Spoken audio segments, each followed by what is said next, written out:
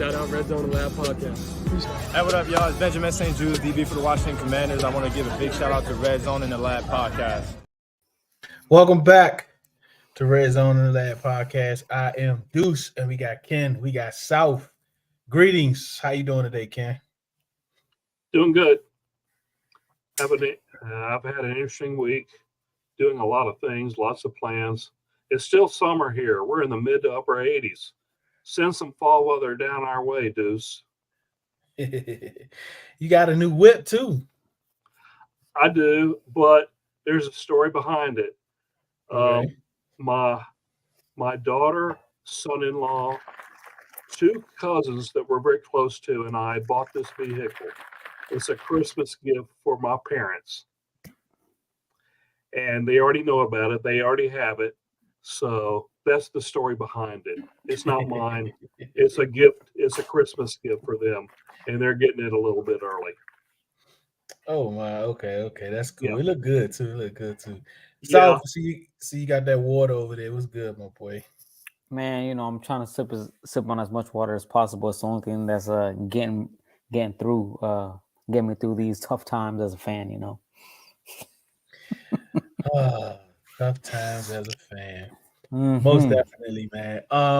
Let's get right into it. Like, Ken, give me an overreaction this week. We started the show off with fan overreactions. Give me a fan overreaction. The overreaction centers on Eric Bieniemy. How many coaches have we gone through that are now head coaches and doing really well? Sean McVay to Kevin McConnell. I mean, the list goes on and on. Now some of them are either out of work or not doing so well, but a lot of them have gone on to do really well. We've had them here in the building, and we let them get away. So, how many games has Eric Bieniemy coached for this team? Yeah, he's not off to a good start, but let's not overreact on that. Give them in time, and if maybe even promote him to head coach next year. But let's not have another one get away. What's your fan overreaction, Sal? I don't know if I heard an overreaction this week, because to me they're all true. To me, every reaction we heard was true. Sam Howell's terrible. Our O-line's the worst in the league. Eric Bieniemy doesn't know how to coach football. Jack Del Rio needs to be out of football. Ron Rivera needs to be fired. I don't know if I heard at some point I agreed with all of them. So I don't know if I really have an overreaction. What's up, Chase? I see you in the building. Appreciate you stopping by. Riri, the message for you, South. Oh, look at Riri and South. Oh my God. Oh, come on, Riri. Come on. It's messed up.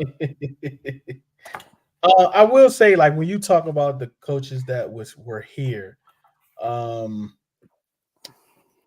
there's always been a big thing about how we had all of these guys that's head coaches now, offensive coordinators somewhere doing well, that we let them get away. I would say, they were young when they were here.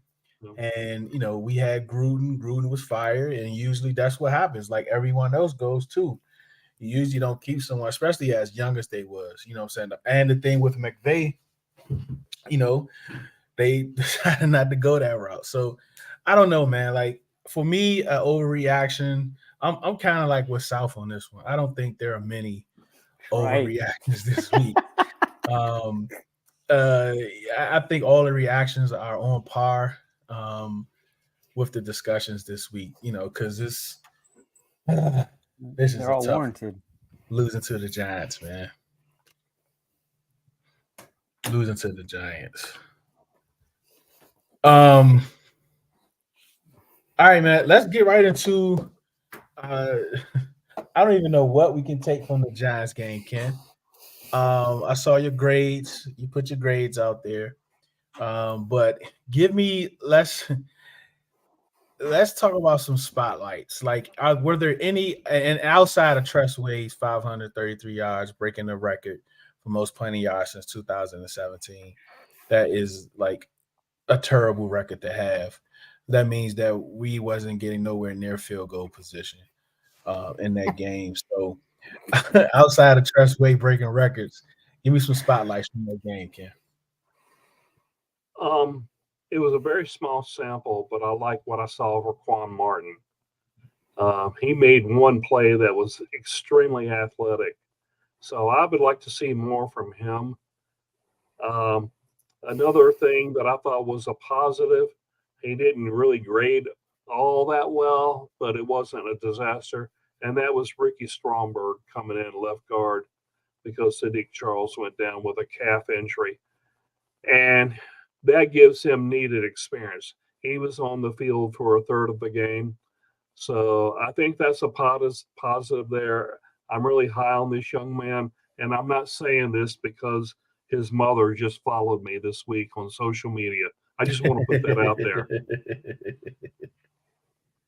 there. Celebrity Ken is in the building. No, I'm not. You got any spotlights, Souf?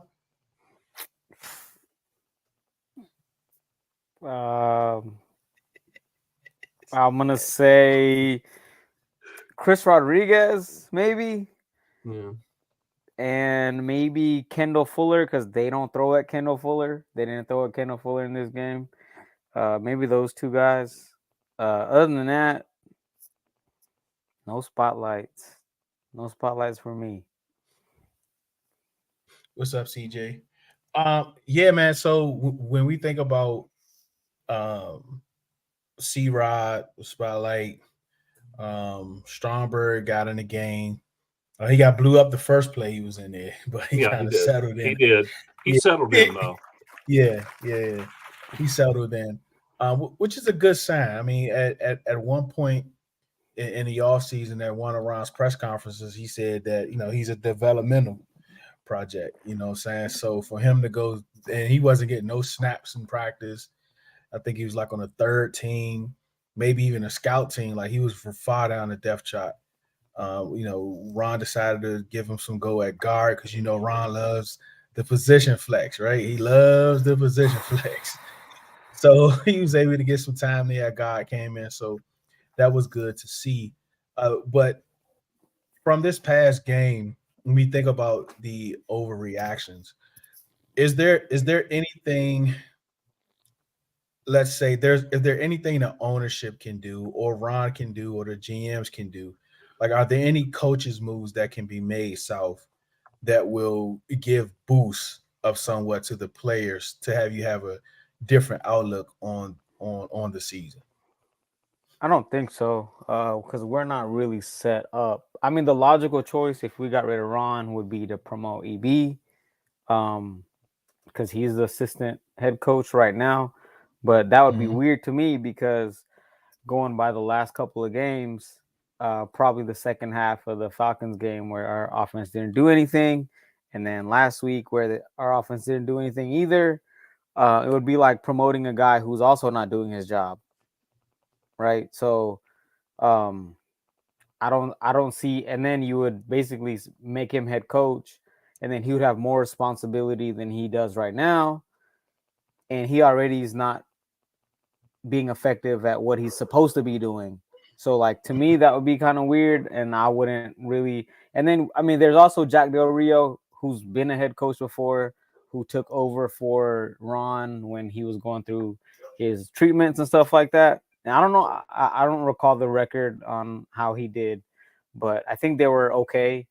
So, I mean, there's two options at this point. The better of the best of the worst options to me would be JDR, because yes, the defense gave up a bunch of big plays last week, but 14 points is 14 points. Anybody in the league should be scoring 14 points. We should have been able to score 15 points and beat the Giants last week, but we couldn't. Defense had a turnover, made Saquon fumble, and then we got those cheap points from the muff punt, and the offense had to go like 5 yards to score.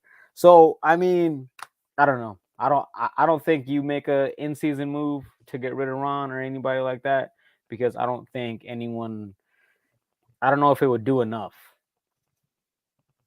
What about you, Cam? In the presser today, Rivera talked about, some possible changes. It almost feels like too little, too late.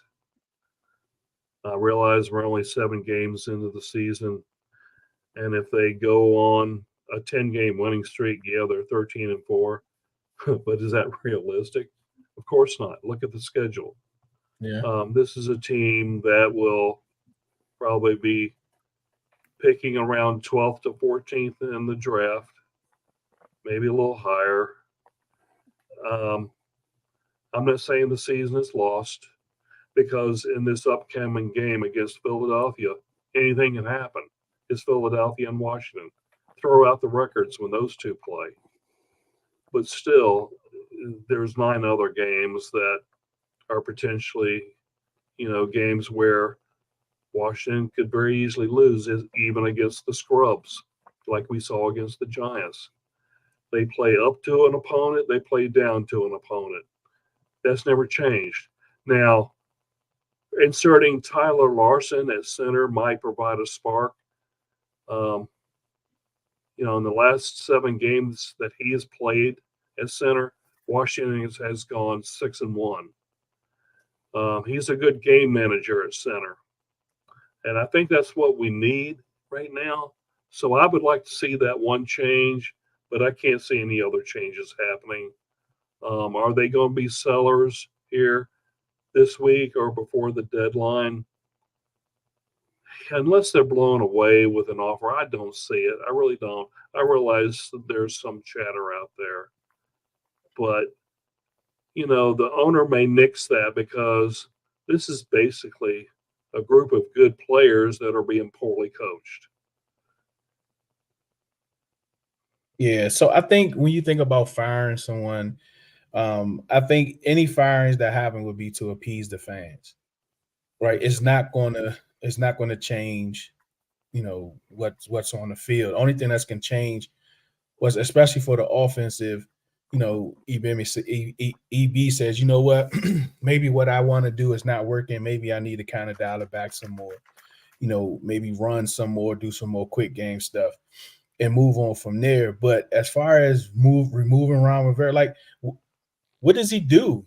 Right? Like, he doesn't coach defense, he doesn't coach offense.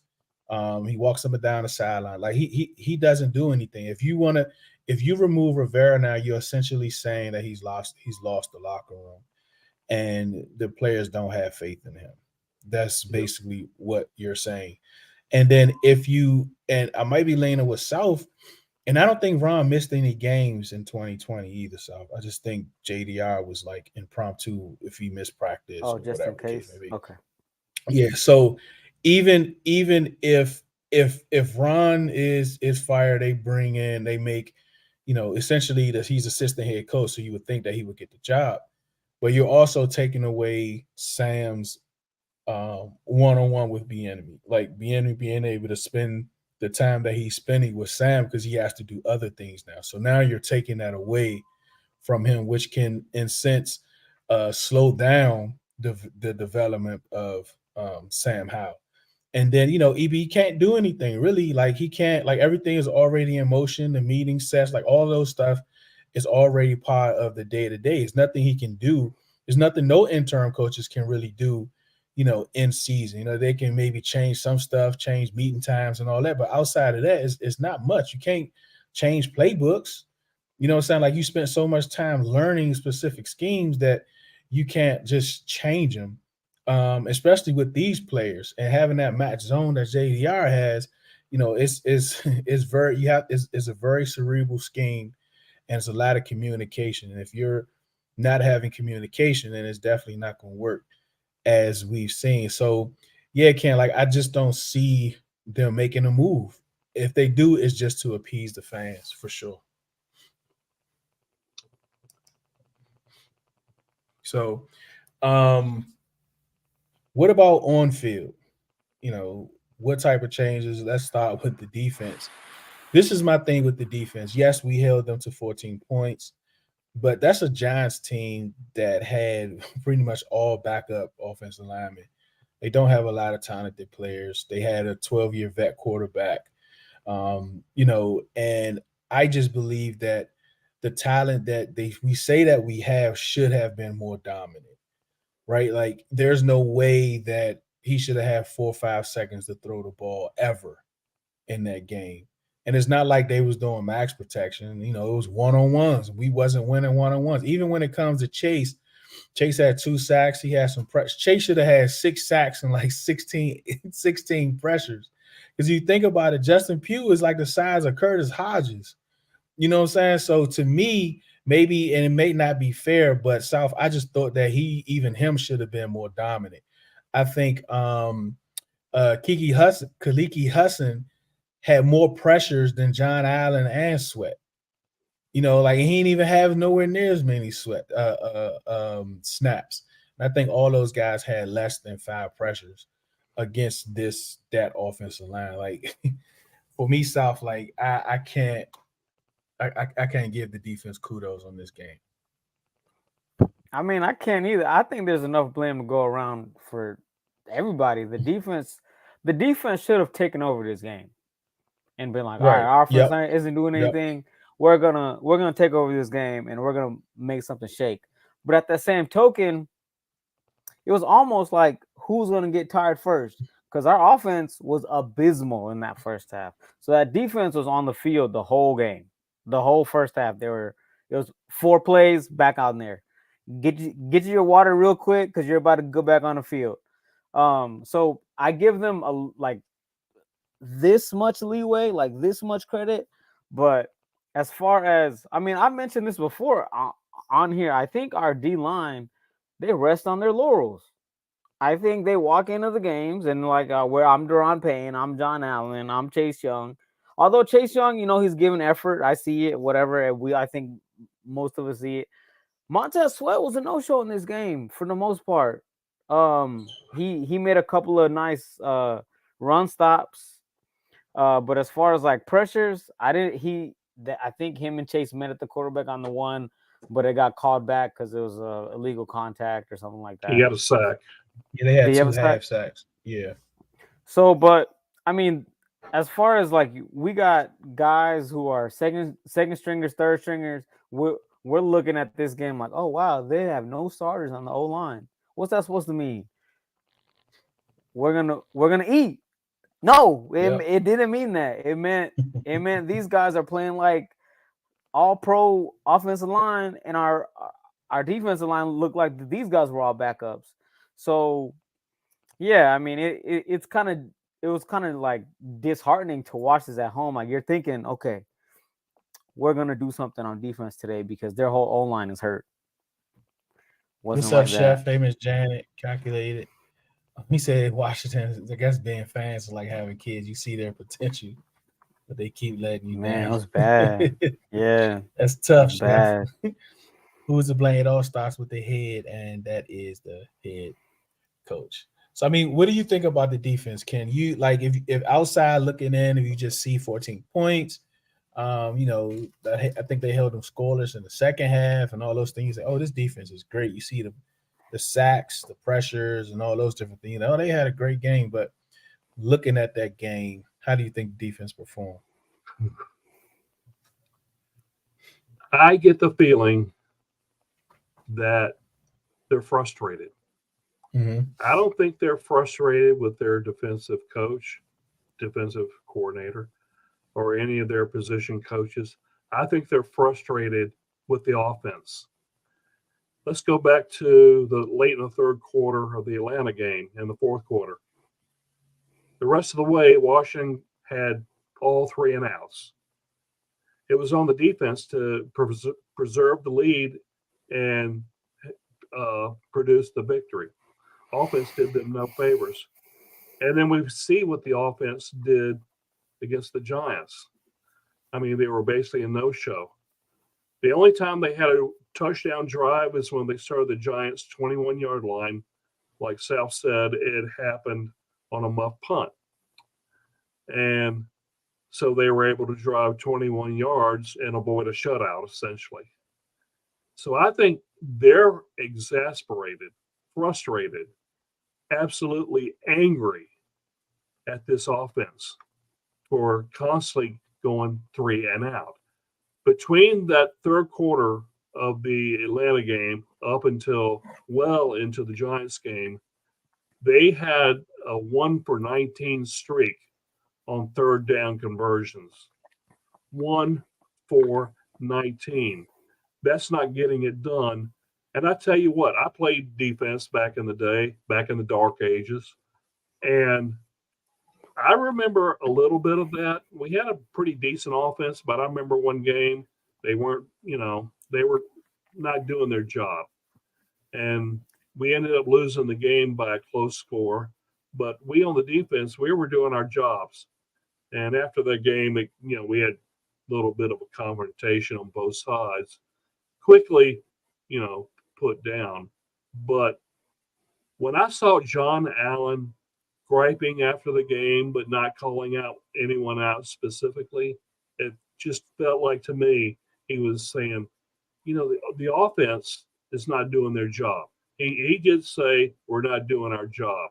And yet the week before, the head coach puts a big message there, do your job. Well, the offense is not doing it, period. And I think that's why the defense is reacting the way they are. I think they had a decent game against the Giants. 14 points. Yeah, it wasn't perfect.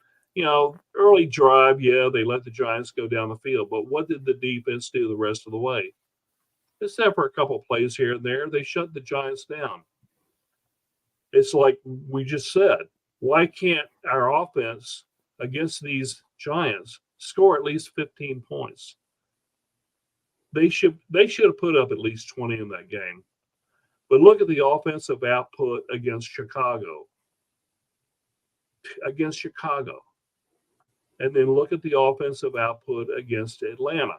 Now, Atlanta's a decent team, but they're not world beaters at this point. But look at the Giants. It's on the offense, and I can understand the defense and their frustrations right now. I mean, yeah, I get it. It's just that it's the Giants, and just like Chase said, John Allen was hemmed up by a fourth string guard. I mean, like, if you want to be all pro and you want to be the best of the best, then these guys you should be dominating. I mean, Justin Pugh is like the size of Curtis Hodges. Like he should have been dominating him to the point where, like to me, we should have dominated to the point where they had to dial back, but they were still taking taking deep shots, and Tyrod was still having like 4 or 5 seconds to throw the ball on all of those deep shots, and they wasn't in max protect, they wasn't double teaming, they wasn't rolling out, they wasn't moving the pocket, they was just playing straight up, and that's been the story with our defense. I think that's even last year, I think this is who our defense is, because of the fact that last year we held the ball so long and the defense was on the field less than most teams in the NFL. But every time, if you remember, every time an offense got on the field, finally, after we held the ball for 2 days, they walked the defense down the field the majority of the time. So I think our that defense that we saw that was ranked number 4 in total defense, I think it was definitely a fraud. I'm not giving them a pass, okay? Oh, yeah. But I'm just saying I understand their frustrations. Yeah. All right. So, oh man, Jacoby Brissett. So we know everything we need to know about Jacoby Brissett. We know everything it is we need to know. He'll come in and yes, he could probably do pass protections better, get the ball out quicker, or whatever the case may be. Yeah, sure. But he's not winning. He's not taking us nowhere. He's not taking us anywhere. We are seeing more Sam. I think we keep Sam in, let him play the entire 17 weeks. And if we lose, we lose. We lose. You know what I mean? So I just don't see where, if you're a fan that still has hope that this team can make it to the playoffs and you want to make a move to give you an extra boost the next few weeks, I get it. But Jacoby's not coming. Like, and whatever happens, EB is going to have to say, you know what, maybe I should do more of a quick game, run the ball just a little bit more, because Jacoby is not going to be able to survive either. He's definitely not going to be able to survive. But I mean, I saw your face when I put this up, Souf. How you feel about? Because the people want to know. Like Chef put it up there, so we got to talk about it. Man, look, anybody that's watching this that wants Jacoby Brissett in the game, they need to stop. Just stop it. Stop it. We don't want to see Jacoby Brissett. He's been on 49 teams in the NFL. If he was so good, he would be with one. Somebody would say, hey, Jacoby, you're really good at playing quarterback. We're going to make you our starter forever. But that's not the case. He's only in Washington because Taylor Heineke came to Atlanta. He was not even their first choice. So for us to sit here, for some fans to sit here and say, oh, let's bring in Jacoby. He's really good. No, he's not. He's not. What is he going to do? Next year he'll be on another team. Okay, so he'll be somebody else's backup next year. So for us to sit here and be like, oh, we need to put in Jacoby because this, that, and the other, for what? So he can go 2-2 the rest of the year? No, I'm good. I'm good on it. Where you at with Brissett, Ken? I'm usually up here with a historical perspective, and here's another one. Because I'm the old guy here, right? Anyway, I want to go back to 1989. There was a team that went 1-15 that year. Everybody said, my goodness, this is a disaster. Well, a few years later, they won 3 of 4 Super Bowls in the 90s. Yes, the Dallas Cowboys. There was a quarterback they started all year long. And people said, put in Craig Erickson, put in so-and-so, put in whoever. And the young quarterback was a guy named Troy Aikman. He was getting killed week after week after week. But he hung in there, and he learned. He got better, and he's in the Hall of Fame now. I'm not saying Sam Howell's going to lead us to 3 or 4 Super Bowls, nor am I saying he's going to be in the Hall of Fame someday. But you start somewhere, and sometimes you have to take those lumps. Yeah, I don't like what's going on right now. Nobody does. Okay, no one likes it. But you know what? The young man is gaining experience. He's going to learn things. And if he has to go to a whole new offense next year, if there are wholesale changes, he's going to be fine. He really is. I think, we see glimpses of real talent there.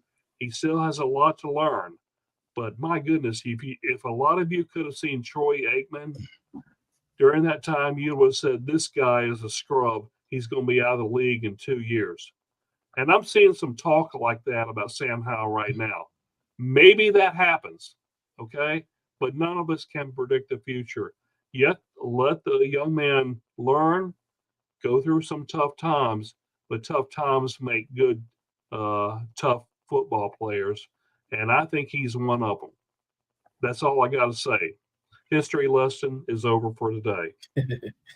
I mean, I think when you talk about Sam Howell, the situation he's been put in, I mean, him and EB is not fair for sure. I mean, they came in here. Sam Howell been here a couple of years, but he still was a 5th round pick that the head coach didn't want to play him the last game of the season last year. You know what I'm saying? When there's nothing else to play for it and you want to put in your rookie just to get him some game reps. He didn't even want to do that originally. Then you got EB, who's been searching for a head coaching job for the last 3 years. I think he went on, 17, 14, one of those numbers.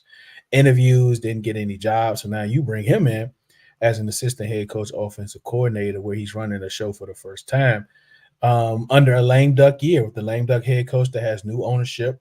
None of these players, none of these coaches, most of the business people on this team was not handpicked by the owners. right? They have done no extensions. They have done no trades. They have not approved anything for this team. So they have no affiliation to anyone. So like whatever agreement you could have had or whatever conversation that was had before they got here is null and void. It doesn't mean anything anymore. So EB has to win, and he has to look good doing it. And if Sam Howell wants to impress the owners, to just in case if we're not winning and they do decide to go to a full like a rebuild or a whole new regime, then he has to get them to a point where they say, hey, look, new GM Sam Howell, we want to build around him and make him our quarterback. In order for them to do that, in order for him to make the owners feel like that, he has to play superb football the rest of the way. Yeah, because some fans want us to keep him. Yeah, go ahead, Souf. To Super Chef's comment, if you put in Jacoby, would you change the scheme? My counterpoint is, why would you come up with a subpar scheme with Sam Howell, and then you're going to change your whole scheme up because you think it's a better scheme for Jacoby? It's not going to happen. He's putting his best. He's putting whatever he got into this because he knows this might be it. This is his show. He's putting all this stuff on film. Sam's doing what he needs to do. He's telling Sam what to do. This is his best foot forward. And if it's not, that's probably not the best way to approach his opportunity. So to me, you're not changing the scheme. You're just changing the quarterback. And even if you change the quarterback, what are you going to do? Nick Gates still getting blown up on half of those plays. So speaking of Nick Gates, they talked about Larson. Like, I didn't even know Larson was still on the team. Like, I thought they cut him. But I guess he's on the practice squad. Yeah, he's on a practice squad. And he's very good at center. The only situation I think we would be concerned about is how many games can he last? He's injury prone. Would we get the typical 3 or 4 games, or could he go the rest of the season? That's what we don't know. That's a big question because he must be protected. He must be one of the protections on the practice squad. No, he's on the roster of 53. He's on the 53? Yes, sir. Is he usually activated or not? Huh? Is he activated or not? Let me look at this roster right now. Yeah, look at it because I thought Stromberg was the backup center. Nick Gates is I got in position order. Nick Gates, Ricky Stromberg, Tyler Larson are your 3 centers that are on the active roster of 53. Okay. Yeah. Yeah. So I mean, he was just as good. Well, I don't say he was just as good as Chase Roulier, but when Roulier went down, Larson would come in, and you wouldn't see a big drop. And then he would go down, and then that's when you'll see like big drops from there on out. So if they do decide to go there, like Ron mentioned today, that I saw, because I'm not watching no more of his press conferences, but I saw a quote when he said, they're looking at everything and they can make changes on the offensive line. I hope that's not because Sadiq might be out because of his calf injury. Like, there's some big moves he's making, but if they do mix it up, bring in Larson, move Gates over to left guard, I wouldn't be surprised. I mean, I would be surprised. I think that'd be an okay move. But if it would be improvement, I think the center is a very important position, especially for a young quarterback. And you can order them how you choose when you go left tackle, center, tight end for a left cornerback, for a young quarterback. However you want to, do those 3. I think those 3 are most important because Larson, he's a good center. He's a smart center. He can really help with protections. But I don't know. You think that's going to do enough, Ken, to put Larson in? Let's just say they do that. Put Larson in, move Gates over. I think it would be right now. I think it would be a significant upgrade immediately at center. Mm-hmm. Nick Gates over to guard, maybe. that depends on Sadiq Charles. But honestly, Sadiq Charles is not working there at left guard. I mean, he really isn't. It feels as if at times Charles Leno is trying to do 1.5 to 2 jobs on every play. There was one time where Leno left his lane and went over to try to help Nick Gates, and he hit the guy briefly and he fell down. And that player on a stunt came around, was right in Sam Howell's face immediately. If Sadiq had held his ground where he was, keep his assignment, that wouldn't have happened. So I think Nick Gates would at least maintain his position there, and Tyler Larson is definitely an upgraded center anyway. So maybe that's what's going to happen. Maybe that's what Rivera's referring to. But at this point in the season, each week I see basically the same message from Rivera. That's why you saw me do this, and it's just words from him. Make it happen. Put Larson in, move Nick Gates over, or if you want to leave Ricky Stromberg in there to get experience, I think he would do a serviceable job right now. But make that move, and I think that improves your fortunes along the line. And I think it gives Sam Howell a better chance to, have just maybe a little bit more time to get rid of the ball in any passing situation. What you think, Souf? I mean, outside of Larson, what O-line do you want to see walk out there on Sunday? Do I want to see, or do I think that this coaching staff is going to do?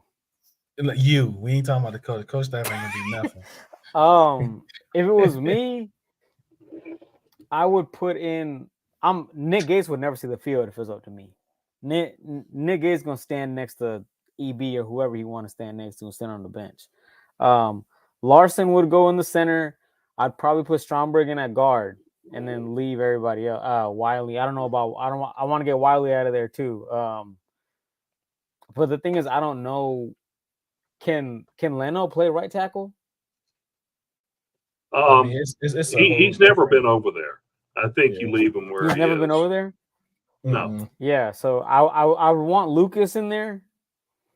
But I just don't know where he would play. If Leno's never played right tackle, I'd probably put Lucas over at right tackle. It can't get much worse. So right tackle, Lucas, right guard, Cosme, center, Larson, left guard, Stromberg, left tackle, Leno. That's what I would do. But realistically, what's going to happen is I think Sadiq Charles has a strained calf, so he's not going to play on left guard. So Nick Gates will stay at center, and they're going to put Ricky Stromberg in at left guard. That's what's going to happen on Sunday. Yeah. What you think, Ken? I mean, what O-line would you put out there? I think Souf nailed it. Andrew Riley actually had a decent game against the Giants. I realized Nick Akridge put it out there, or at least PFF put it out there, that Andrew Riley had 0 hurries during that game, 0 pressures. And yet Mark Tyler, one of my editors at Hogs Haven, put the film out there that on one of the plays, one of the linemen blew right by Wiley, and the result was a sack. Now, he had a good game.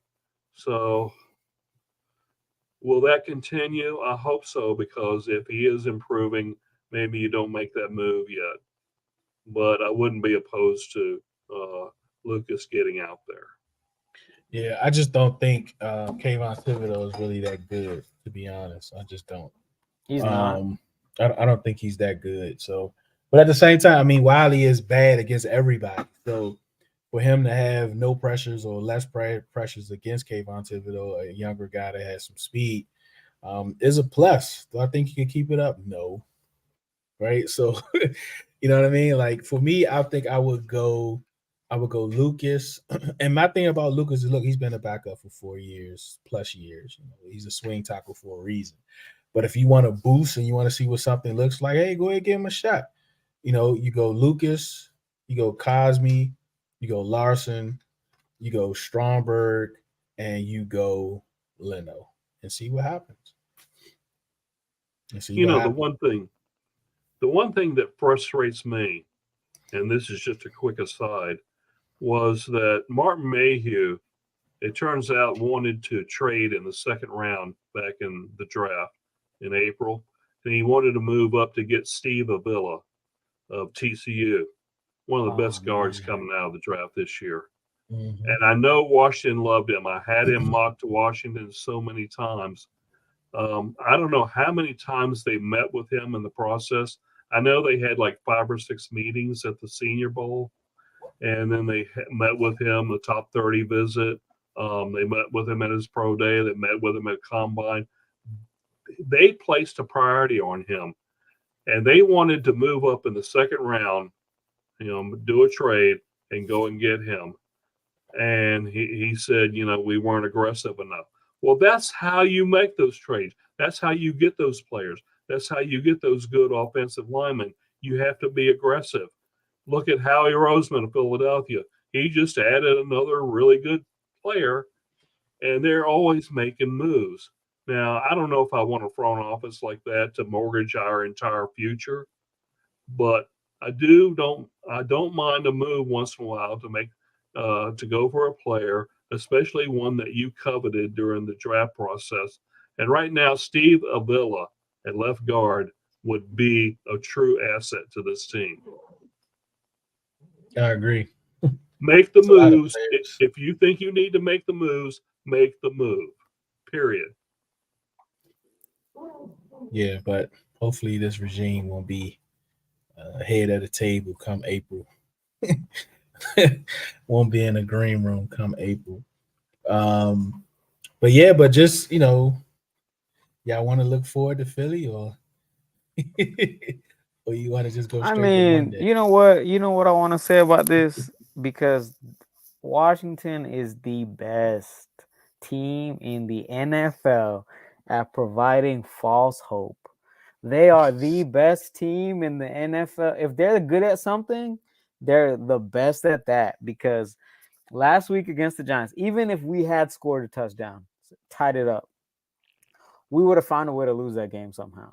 But it would have kept us in the game because the whole game, I know everybody felt the same way. Like, wow, this is terrible to watch. This, that, and the other. We scored 7, and it kind of seemed like, oh, we have some hope, right? Oh, we scored 7 points. We have some hope. If they would have scored again, we would have tied it up. And then we're like, oh my gosh, we have a chance to win this game. But guess what? We wouldn't have won that game. We would have lost. This is the same thing. This is gonna be on YouTube. So like, I'm gonna say it.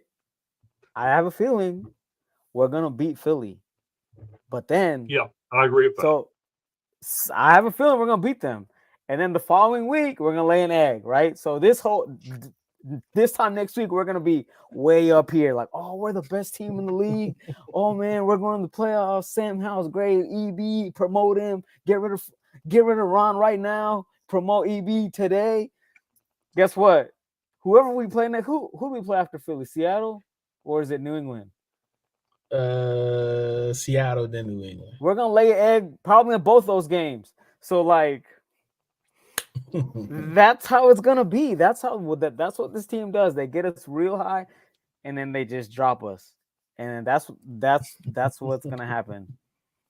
Chase, going you're on? lying because we're gonna win on Sunday. As far as teams that matches Washington, as far as providing their fans with false hope, I give you the New York Jets, I give you the Las Vegas Raiders, and I give you the Los Angeles Chargers. Those are 3 teams right there that right on par with Washington, but I can't argue the point. The Chargers are so bad, though. They are very bad. Yeah.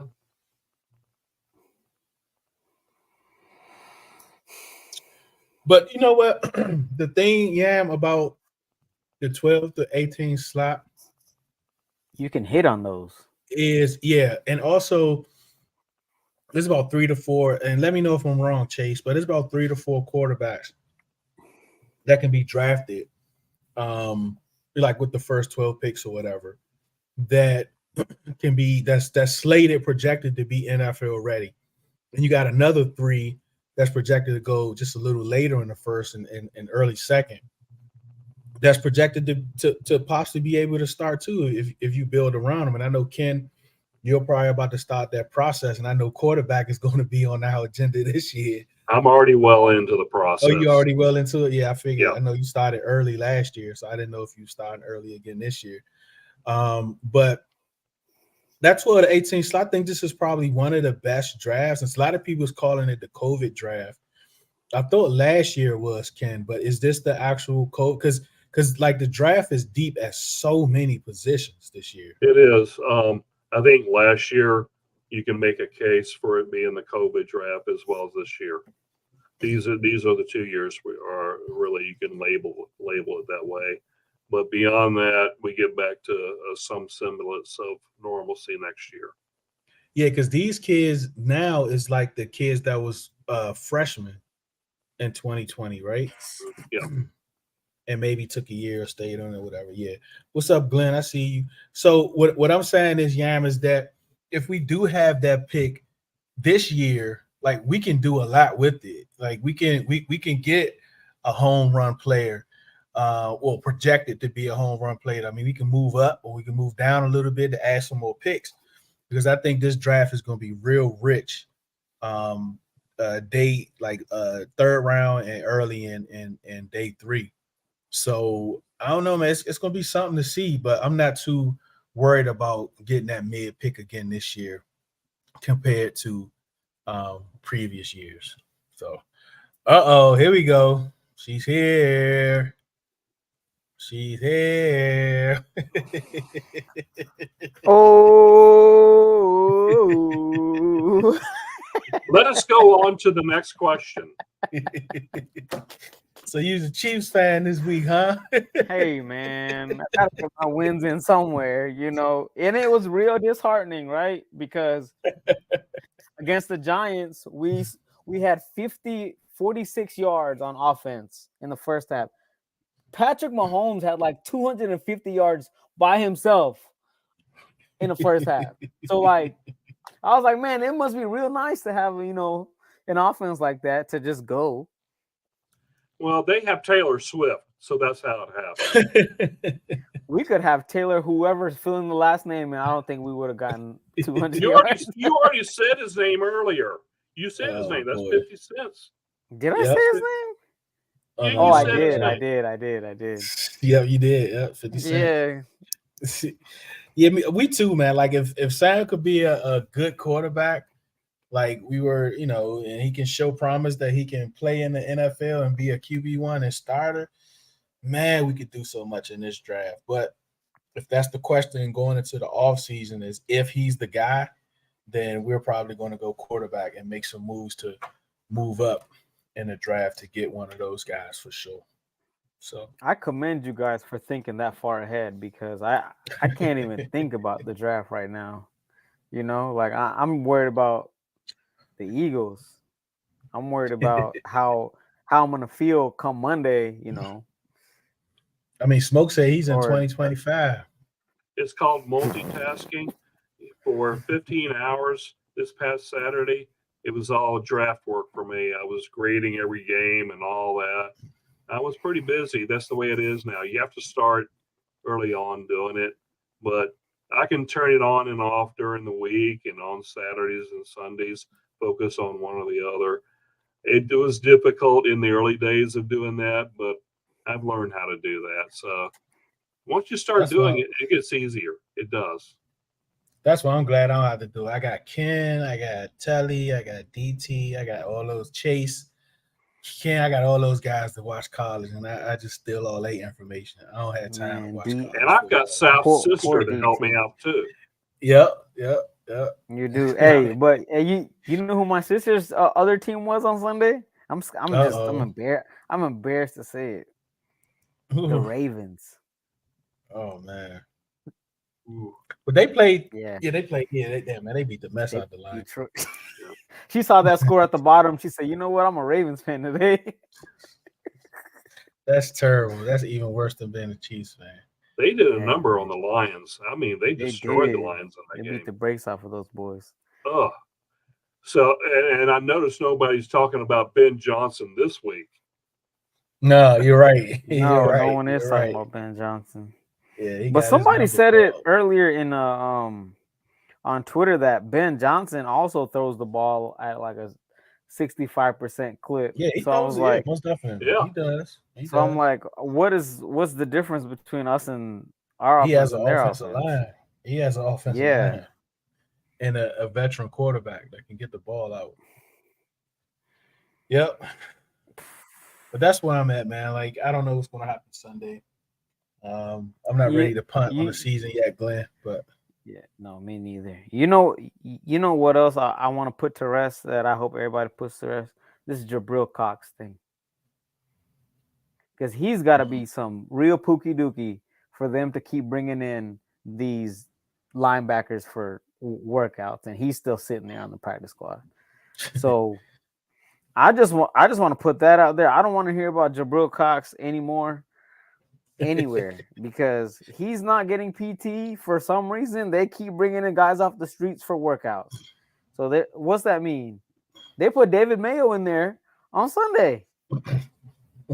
So I don't know what it is, man. Like something he must not be catching the defense or something he ain't doing because he's got to be. Man. What's up, Horse back?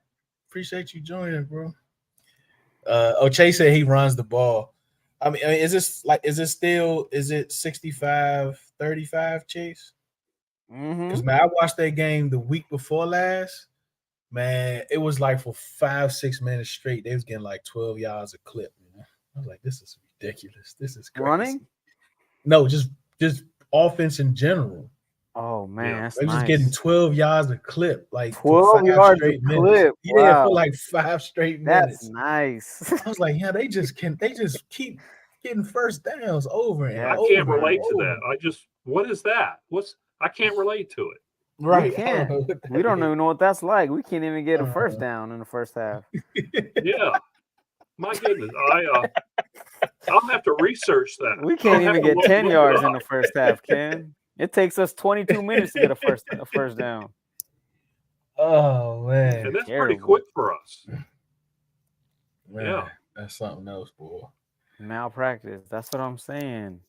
It is. Yep. EB, look, I don't know what he's got up his sleeve. We got a guy named Terry McLaurin on our team. He doesn't even see the ball. Man, that second half, it looked like he had attitude. He's like, man, throw me the ball. And throw him the ball. Like EB, like at some point, I know, you want to spread it around, but nah, man. No, we didn't talk about that score prediction. No, we didn't get to that. I guess we better do that. Yeah, we could throw something out. Mine will be out tomorrow. You're not putting it out today, Deuce? No, I always do mine on Thursdays when Doug puts out the. I'll put mine out. When he puts out the flyer of everybody, so I try not to go too early. Okay. I put the Eagles at Hogshaven winning the game 37-13. I'm going to stay with that. Jeez. I know. I think these last few games, the defenses that we played have given other teams a blueprint on how to shut down our offense. Just basically play defense, obviously. But they really have, and I think Philadelphia is going to try to follow the same thing. That defensive line they have is pretty nasty, and I think they're going to be in Sam's face for most of the game. 37-13.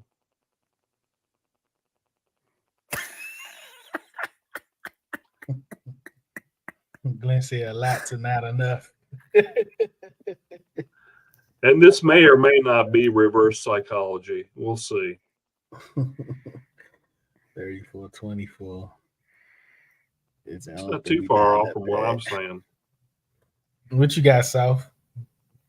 Well, I did say I do think we would beat this team to give our fan base some hope. So I think I'm gonna stay on that path, and I'm gonna say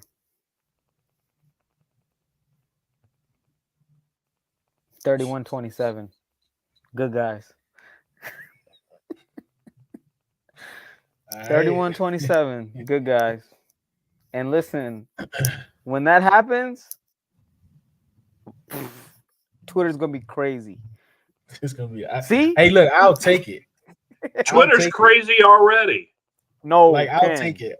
We're gonna win We're going Super Bowl if we beat the Eagles on Sunday. Look, yeah, right. We're look, going to the Super Bowl. Trail said we beat the Eagles, Giants, and Cowboys lose. We back. We Sam's the best. We win in the NFC East. We win in the NFC East, and Sam's the best quarterback in the NFC. That's it. And we're going to Super Bowl if we beat them on Sunday. I'm telling you guys. What's up, Twitter's Darius? gonna I be think it might be out of control. it might be your first time joining. I think so, or at least comment. So I definitely appreciate you stopping by. Continue to do so. Yeah, I got a 30-14. 30 horse for eating birdies. 24. Okay, so they're gonna miss an extra point. I hope you're wrong because Jake Elliott's on my fantasy team. Ugh. Over. Ugh.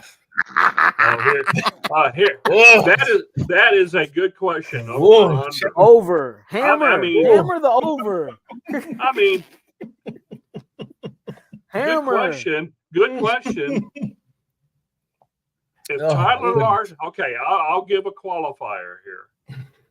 If we stay with the same lineup on offensive line, I'm going over by 3 sacks. I'm predicted 7. If Tyler Larson starts, I'm going under by 1. Is that the actual line, Chase? Is that the actual number? Is it 4? Probably not. Because if it's 3 or something like that, putting the farm on the over. Just like you said, this could be the game. They play their best game. We give up 1 sack. Never. Nick Gates at center doesn't get blown up. Nick Gates right now, his knees are shaking because Jordan Davis and whoever they put in front of him is about to take his lunch money. 3 linemen block 1 guy. That was just bad. Come on, Chase. You can't be giving out those numbers. If he's hit more than 5 times, he may see Jacoby. No, we don't want that, Glenn. It's probably 7. No, 7's too high for Vegas. 7 is too high for Vegas. Vegas ain't that crazy. They're not gonna do that. It's probably at 3. It's probably 3.5. It's probably 3.5. Vegas probably has to. But again, still 3.5. Go over. Hammer the over, everybody. Hammer it. Yep. All right, man. This has been good. Souf, you got any last comments? Man, I hope they prove me right, or I'm gonna look crazy on here. No, you're really not, because like we probably ain't really paying you no attention. So yeah, you're right. I hope they prove me right anyway. Because even though we're Pookie Dookie, they're still my team, you know. So it's tough. It's tough watching them on Sunday. It hurts my feelings. So hopefully they don't hurt my feelings on Sunday, man. Ken, what you got? No matter what happens on Sunday, I'm still a fan of this team. It's an abusive relationship at this point. I'm going to stay with them. Before this podcast today, I had a big order placed with DoorDash, took delivery of it. I have Chick-fil-A for the next few days. I have 4 chicken salads. I have several chicken sandwiches, a bunch of waffle fries. So that's what I'm going to be eating for about the next 3 days. And I'm not going to eat all that in one setting, but over the next several days. And I'm just going to sit back, do all the draft work, watch the team do whatever on Sunday. It's the Eagles. And I do agree with Sal. I would not be overly surprised if somehow, some way, Washington wins. I love being wrong at times. And if I'm wrong again, that's fine. But if Twitter blows up and there's Super Bowl talk out there, I'm going to be blocking some people. No, I won't do that. I won't do that. Yeah. Oh man, No, what's up, I Steve? won't do that. But there's something I said after the Buffalo game when we were making predictions for the next game. And I said something to the effect that I just want this team, or maybe it's after the Chicago game, either one. I just want this team to come out and play well, win or lose. And that's what I want to see. Once again, I want to see this team play well. I want to see consistency. And if they can do that, anything's possible. That's all I'll say. Anything's possible. Hey, Steve, want to know, are you preparing for the apocalypse? No, I did that With all during that Chick-fil-A. No, I did that during COVID. I ordered so many things. It looks like a big store around here. And so I still have a lot of things left over from that. And I have enough paper towels, toilet paper, and all kinds of supplies that should last me another 3 years. So, Glenn, I'm not going to do any blocking. I'm not that way. I'm full of hot air here. So I love y'all. I will also say, Deuce, I will also say the Chiefs play the Broncos at 4:25 on Sunday. Yeah, so I might only be unhappy for 3 hours. Look, man, we appreciate all of you joining, for using your time. We definitely appreciate it. Look, we're going to be here all season. All right. So if the season don't go as you plan it, we still expect for you guys to show up and listen to us talk about next year and week 9. So be here. You sure about that? You sure about that? You sure about that? You sure about that?